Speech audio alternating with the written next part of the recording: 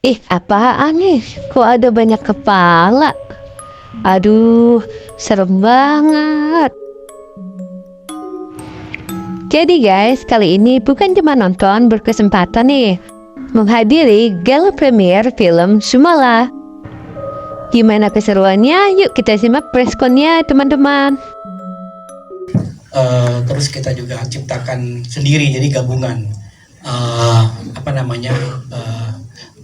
Setelah kita mendapat Michaela juga sebagai Sumala dan Kumala, itu juga menjadi suatu titik di mana kita bisa mendesain apa yang ada di thread ke dalam Sumala Kumala yang dimainkan oleh Michaela. Tapi kita dapat banyak referensi dari penulisnya threadnya juga, karena kan dia interviewnya narasumber dari kampung Sumalanya sendiri. Jadi dari situ kita tanya lumayan banyak, buat dia tanya lumayan banyak. Jadi dia gambar beberapa hal buat kita, terus dari situ kita ciptakan untuk lebih sinematik aja. Kalau Sumala bisa pertama kali sampai 4 jam buat make up, tapi kayak sejam 2 jaman lah. Itu lebih ke casting sih ya, kita casting lumayan banyak orang. Dari prosesnya casting kita mungkin ratusan talent, tapi yang memang cocok pada akhirnya jatuh ke Michaela. And then terus saya tanya juga sama Pak Rizal, gimana? Ini saya rasa dia yang paling cocok, dan Pak Rizal langsung jawabnya the best. Oh, I was like, ya udah. Sebenarnya aku film nggak terlalu banyak memang, setahun paling 1-2 film aja gitu, dan film horor ini film horor kelima kalau nggak salah, dan project pertama bareng sama Hitmaker. Kenapa mau dan tertarik?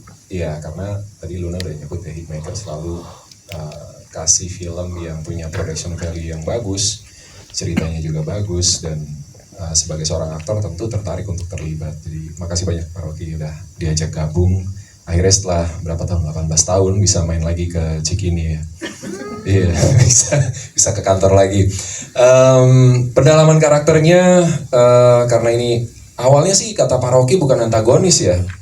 Jadi iya awalnya Sujiman itu nggak antagonis sebenarnya di skrip awalnya. Tapi dalam proses reading itu mengalami 3 kali perubahan besar. Jadi kita udah reading, aku udah ngerjain PR segala macam, udah nggak develop karakternya, kita udah mulai masuk ke scene, ternyata harus berubah. Ulang lagi prosesnya, berubah lagi. Bahkan sampai big reading, Pak Rocky juga ngasih satu masukan yang bagus banget, dan akhirnya dari proses itu, dari kolaborasi itu, jadilah karakter Sujiman yang ada sekarang. Gitu. Dan aku nggak anti main protagonis atau antagonis, setiap peran itu punya kekuatannya tersendiri, punya perannya tersendiri juga. Dan kalau dilihat cerita Sumala ini mungkin ya diawali oleh rentetan keputusan Sujiman yang kurang bijak mungkin ya.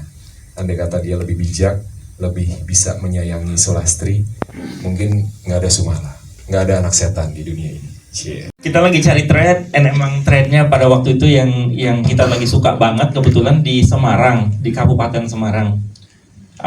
Kebetulan film berikutnya setelah ini, termasuk Luna ikut executive produce juga, Santet Segoropi itu yang trailernya ada di awal, Sumala, itu juga di Semarang. Tapi setelah itu udah berubah kok kotanya. Jadi ini memang kebetulan aja ya Pak ya. Silakan Kak Luna.